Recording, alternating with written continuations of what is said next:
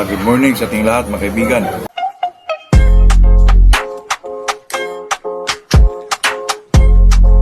Ito po yung yung golden boy na galing sa Red dati.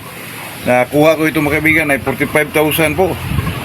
Nakabili tayo nito kasi may sasakyan tayo dati na ibenta natin at saka binili ko dito. Alam naman natin na magamit natin ito.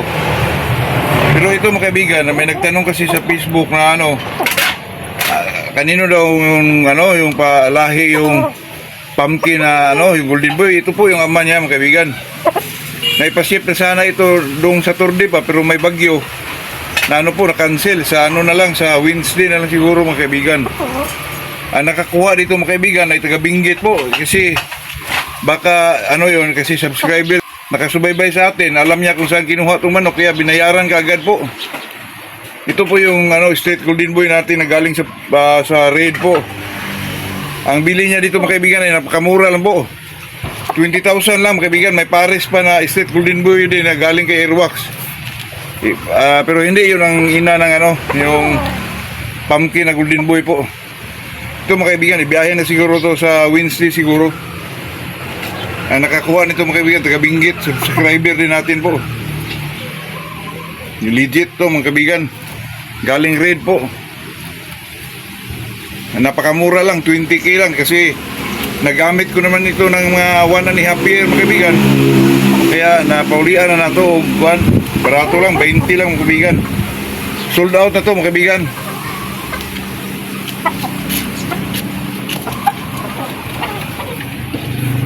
Pares ito. Money pares ito mga kaibigan. Ito ang pares nung pinares ko. 20k lang po, napakamura lang. Kinuha na sa taga Benguet po kasi gusto ko sana taga rito makakuha kasi hindi na tayo magproblema sa shipping po. Kaso pag dito mga kaibigan, namahalan sila po. Kaya ito, taga Benguet, nakaalam sila kung saan natin nakuha itong mga manok po. Pero hindi po ito ang ina ng yung pumpkin na golden boy mga kaibigan. Ito po yung ina, pakita ko sa inyo po.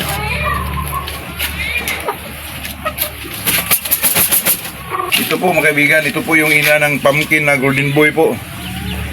At saka yung sarid ang ama. Galing kay Manong Edwin po. Manong Edwin Gimpar mga kaibigan. Ito po.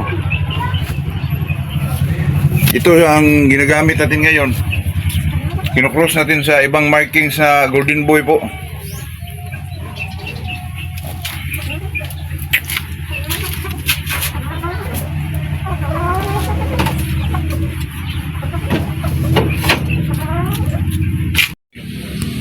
Golden boy na pumpkin.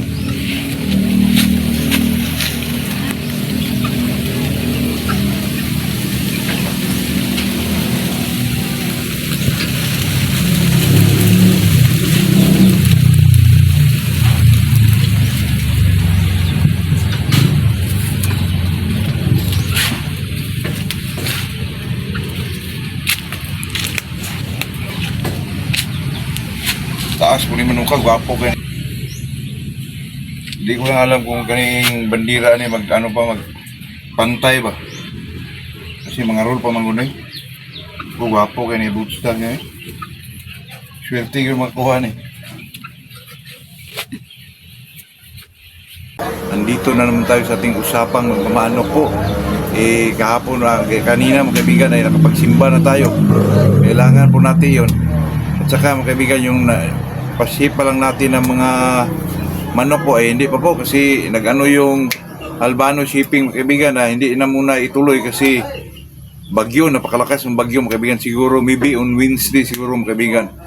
Kasi dito ang Albano shipping po ay mag-ship sila once a week mga kaibigan, minsan twice a week po. Kaya sila lang talaga ang maasahan mo kasi magbiyahe sila ng kahit sa itong last natin mga Benguet, kahit saan mga kaibigan. Basta lang talaga magbayad ka lang ng eksakto po. At saka mga kaibigan, may mga sila, kada lugar may mga safe house siguro sila mga kaibigan. Madali lang pong parang pasapasa lang po. At saka na yun, inustudyuhan na nila yung mga kaibigan. At saka sa atin mga kaibigan, yung natin, yung ipasip natin sa Benguet po, Wednesday na siguro mga kaibigan. Napaka mga kaibigan, napaka swerte nung nakakuha doon. Kasi alam naman natin, yung manok sa red ay medyo may mga presyo yun. May pares pa siyang kay Airwax. Kaya kung ako makibigan, kung alam ko, naku, kunin ko talaga yun. Kasi, plus, kung ikaw kukuha pa ka doon sa red, magpamasahe ka pa. Naku, malaking provisyon na yun, makibigan. Kaya, nagpasalamat din ako sa nung taga-Benguet, subscriber natin, at saka yung sa kanyang papa na medyo palagi daw nanonood sa atin. Maraming salamat po. Ito naman mga kaibigan, ito naman talagang pagmamanok. Pag talagang hilig natin mga kaibigan, katulad ko, kahit medyo kapos sa pira mga kaibigan, ay talagang pag-ipunan ko yan. Lalo na pag may mga bloodline talaga, katulad ng mga paparating natin mga kaibigan, itong John Bishop Kilso at saka itong roundhead mga kaibigan na imported din. Makakuha tayo dyan mga kaibigan, ay madali lang yan mga kaibigan, makapag-share kagad tayo yan, yung Shilton roundhead po. Napakagaling din mga kaibigan. Ako parang basta roundhead mga kaibigan, talagang magaling yan. Kumukuha ko kasi nakita ko mga imported galing mga kaibigan, Amerika din. Kaya yun po, yan ang abangan natin mga kaibigan. Medyo nalungkot tayo kasi medyo maliit lang yung area natin. Pag dumating yun mga kaibigan, siya makauna lang po, makauna makapaglista, makauna magkadaon, yun lang sa atin talaga mga kaibigan. At saka ang pag-usapan natin ngayon mga kaibigan, napakasimple lang po. Ito lang kasi may nag-comment sa atin, may mahiya naman tayo pag hindi natin talakayin mga kaibigan kasi medyo may alam naman tayo dito. Kasi sabi niya, yung inahin daw mga kaibigan na boyahin, ay ano bang gawin doon? Katayin na lang ba?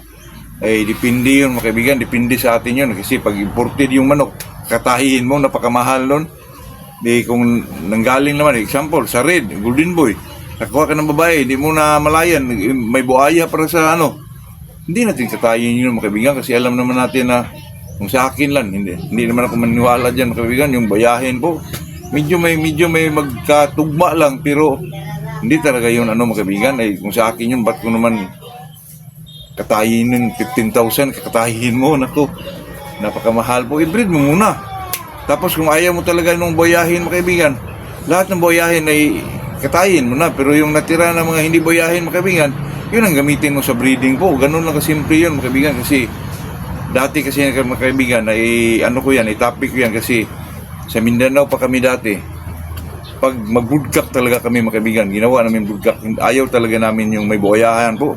Kasi pag makita ka sa kaibigan mo, may boyahan dyan, nagkantsawan ka mga kaibigan. Kaya sa akin, talagang maghanap ka ng hindi talaga boyahan mga kaibigan, maghanap ka ng yung medyo tinatawag nilang mga kaibigan, yung wala talagang mga mga kaibigan, yung tawag namin doon mga kaibigan, yano lang. Siguro simple lang, walang mga ganun-ganun mga kaibigan, walang mga bastunan, wala lahat. Yung yano lang talaga mga kaibigan, wala kang makita na po, kakaiba sa kaliskis mga kaibigan. Yun ang gamitin mo, lalo na pag hybrid mga kaibigan, napakaganda yung yano po.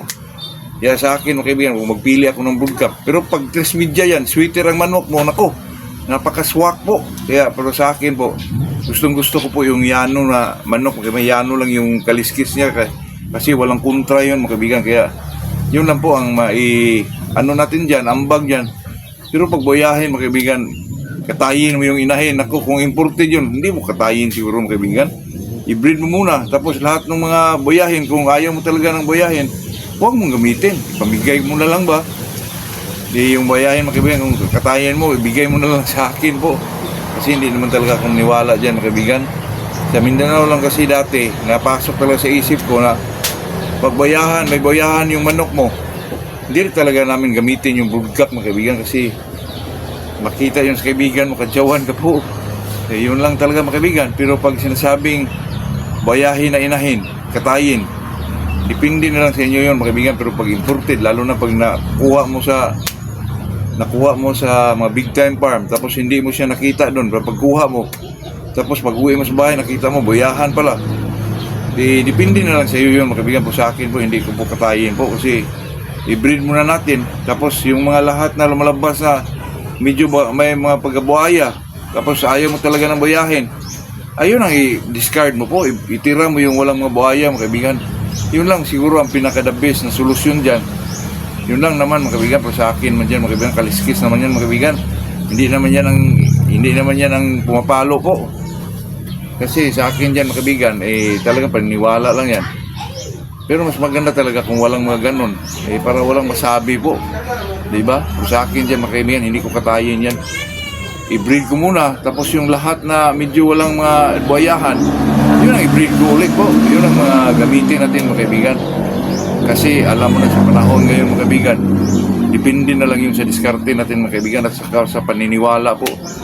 Pero sa side ko po, mga kaibigan, wala yun, mga kaibigan. Hindi ko po katayin yung manok ko. Lalo na medyo pag may presyo po, nako. Bahala na yung buhayahin, mga kaibigan, bahala na sila. Hindi naman yan ang pumapalo, mga kaibigan.